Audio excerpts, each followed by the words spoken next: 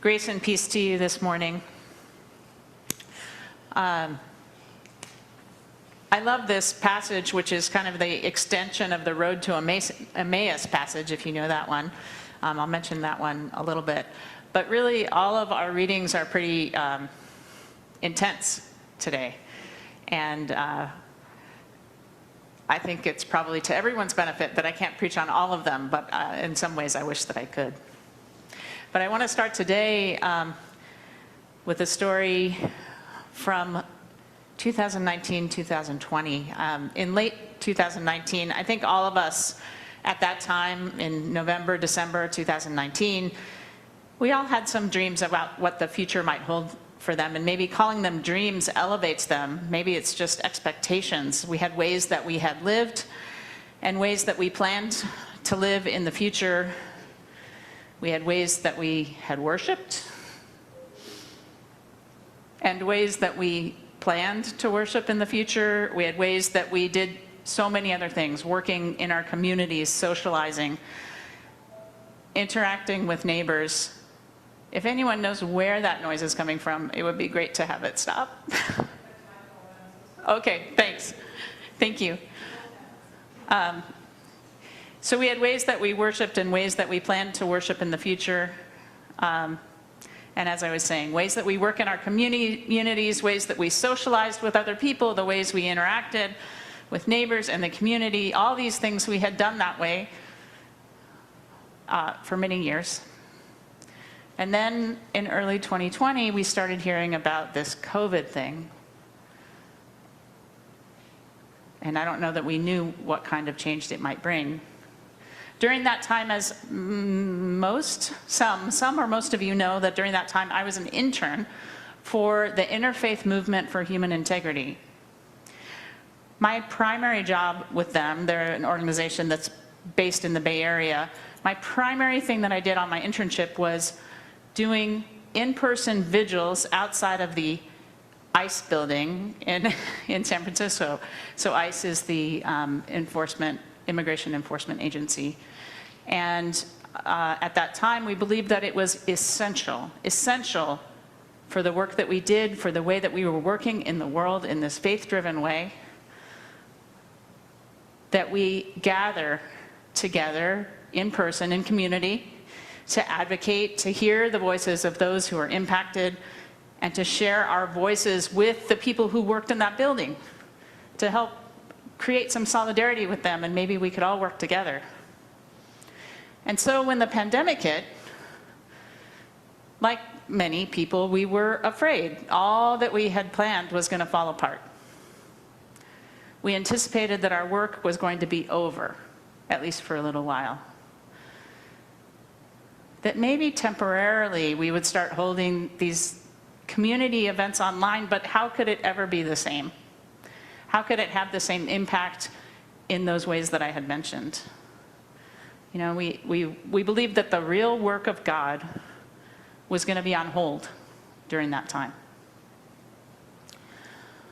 But what we found, as I think often happens in the world, is that God started working in new ways. And God started working in new ways through our online gatherings, which was really, really confusing to all of us, that this could be helpful in any way. But what ended up happening was we were able to bring people from more areas around the state. So the number of people attending were larger, so we had more impact in that way. And we figured out ways that we could interact with local government, and that actually turned out to be really helpful in terms of applying this kind of faith-based pressure. It also turned out that for that group, having our community in Zoom allowed more individual voices to be heard than when there was just a crowd on the street. So that in short, for this community, for the interfaith movement community, amid this change and this fear and the thinking that change was going to work against God's purpose, God showed up. And while we were scared and uncertain because we couldn't do the work in the same way, and you know, that's hard, right? But God showed us new ways of doing that work. Because I think in those moments of change, of confusion, God points us toward new ways of work. It's talked about in our gospel as joy. It doesn't always show up as joy, I think. But God points us toward these moments when we see Jesus at the heart of these kinds of transformations and leads us in a direction that is fruitful. So we're dropped into this kind of moment in our gospel today. As I mentioned earlier in this gospel, right a few chapters earlier, before Jesus' arrest, Jesus' followers, apostles, disciples, casual listeners, it seems, believed that Jesus was going to be the one who would literally liberate them from the Romans. That all these things that Jesus talked about and did would extend to everyone in the community. People would be healed and they would live in peace, that the meek and kind would be in charge. All those kinds of things we hear about. Right then. Jesus was going to fulfill that right then in those times. And then Jesus died. So they were very sad. And in the passage just before our reading today, two disciples are walking along the road, a long road to Emmaus. And they're kind of talking to each other and to this guy who's joined them, who we know is Jesus, because this text tells us that, but they haven't recognized him.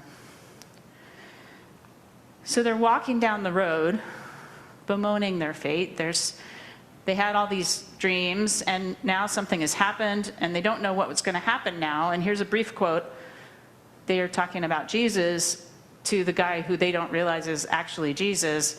And they say, Jesus of Nazareth, a man who was a prophet, mighty in deed and word. Mighty in deed and word before God and all the people. And people condemned him to death and crucified him. And we had hoped that he was the one to redeem Israel. Right? There's this confusion and sadness and lament. We've all had that feeling. And they have this idea of what they believe to be true about Jesus' role for them, and no thoughts about a different way that it could happen, no recognition that Jesus was right there with them. Right there. And so in verse, you may have noticed our reading starts on 36b. In 36a, it basically says they're talking about this experience, right? Jesus had walked with them, appeared, then they finally realized who he was, and then he disappeared. It's confusing, right? Jesus had appeared to them, but they knew he'd been killed, and that their expectations of how Jesus was going to work in the world were not going to happen the way they thought they were. As I said, he'd shown up and then disappeared again. So tangibly present, but somehow different because he could just show up in the middle of a room. Like me and my Interfaith Movement colleagues, these followers were scared and uncertain, startled and terrified because they couldn't do things in the same way. They didn't know how to follow Jesus anymore. It seemed like he was there and not there. And God showed them a new way of being with Jesus. We hear about that way throughout the book of Acts, which we'll be reading during this Easter season. And so again, in these huge moments, on the cusp of possible transformation, God shows up. God shows up and points us towards new paths. And in these moments, like in our gospel, Jesus is at the heart of these transformations. And I think, not just at the arrival of COVID, but throughout our lives, we all have these moments, these potential transformations in our lives. Changes in society, changes in communities, changes in our families, changes in ourselves. So I was brainstorming ideas for an opening story, which you've already heard, so you know the outcome. But I came up with a lot of possibilities for this kind of sense of this feeling. Like, I don't know, have any of you ever gotten a phone call in the middle of the night? And normally that you're like, okay, what happened, right?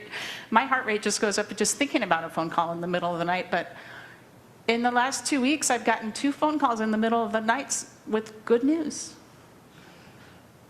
right? That's a strange thing. There's all these transitions that have this mix of things are changing. What's it going to be like moving out of a family home for the first time, or having your children move out of your home for the first time, entering into a new relationship, calling a new pastor, and having children. Changes in the form of what we do. Like, I don't know, at the beginning of COVID, I would have weekly Zoom meetings with my family. Maybe some of you do that, and maybe some still do it. I have a young friend who still does weekly Zoom meetings with his family. But also just inviting new people into the community who are different, right? That's hard. You don't know what's going to happen. Trying out new readings in worship, or even having to pay your bills in different ways, right? All these things are new things that we have to figure out how to deal with. And we're confronted with these changes, and some of them come easily, probably, right? We have some changes that are easier than others. Sorry, Luke has arrived in the back, and it's making me happy. And while some of these changes come easily, some can make us startled and terrified and disbelieving that there's any possibility that this new way can be good. Because as people, just naturally, we find ourselves invested in the way things are. This is true when things are wonderful for us. It seems like any change is going to make things worse. But it's also true when things are terrible for us, and it seems like there's no way to make things better, and maybe we're going to lose what we have if anything changes. We have some kind of internal program to hold on to what is known, even if it doesn't reflect God's kingdom, which is, after all, what Jesus is trying to bring. Like the men walking with Jesus who don't recognize him, they know what they know, and it's hard to see what's right in front of them. Like the men in the room, Jesus shows up and it's scary. And then they see that this is something pretty great, but it's still scary, right? Even with that possibility, it's hard to imagine how this connects to all they believed and all they planned. And I think the question that this raises for us is, what do we do when we notice changes, these kinds of structural changes that are impacting us? How do we respond? Because often we respond, and this isn't a bad thing, and this is how I respond often to these things. One, how can we reverse this change? How can we make things go back to the way they were and, make sense? That's one thing. And then another is kind of like those guys walking on the road, lamenting. This is such a terrible change. I don't know how it's going to work. And as I said, I think both of these are totally legitimate responses. We have to go through that. But what would happen if in addition to that, what would happen if in addition to lamenting, to thinking about how we could keep things the same, what would happen if we also asked ourselves, our communities, how can we respond to these changes in ways that help us see Jesus in a new way? How can we look for God working in these new ways? Now, Christ Church has had some changes over the course of the last 10 years, but also over the course of the last 100 years. And I'm sure that at many stages along the way, you, and by you I mean the people of Christ Church who are here and through the past and throughout all space, the larger Christ Church community, throughout all that time, I think you've sometimes struggled to find ways to hold on to ideas and this idea of what it means to be a faithful community through these kinds of changes. The ones that are in my memory, not that I was here, but kind of in the collective memory, the loss of the preschool, Rebuilding from the fire, right? When the fire came, like that required a lot of change. Of course, changes in pastors, closing of the food bank when COVID came, and so many more things, right? Huge changes. And what I've seen, most of those things from outside, is that through each of those moments, God has shown up in new ways, bringing new people into the church to use the space or to come into the community, seeing new expressions in worship, opening up the question of how the church can be a part of the community in new ways. And this is a promise that we hear from the beginning of the scriptures, and it's great that our confirmation students are here because we've been talking about the promise from the beginning in the Old Testament. They're waving from the balcony. God shows up for the people of God. Even when covenants are broken by the people of God, through that cycle of repentance and forgiveness, throughout changes in how societies work, through changes in power dynamics in the world, ultimately God shows up in the world in every expression. And as I said, God shows up for the people of God. I want to clarify that the people of God are all people. All people are people of God. And so I offer you this. When change comes, definitely lament. That is important. Definitely consider the ways that stopping that change might help God. And then we ask ourselves, how might God work in this new way? And how might Jesus walk with us in this new way? How might we see Jesus next to us as we do this new thing? Because in these huge moments, when changes start happening on the cusp of a possible transformation, God shows up. God shows up and points us toward new paths. Somehow Jesus will be at the heart of these transformations. And so let us follow Jesus. Amen.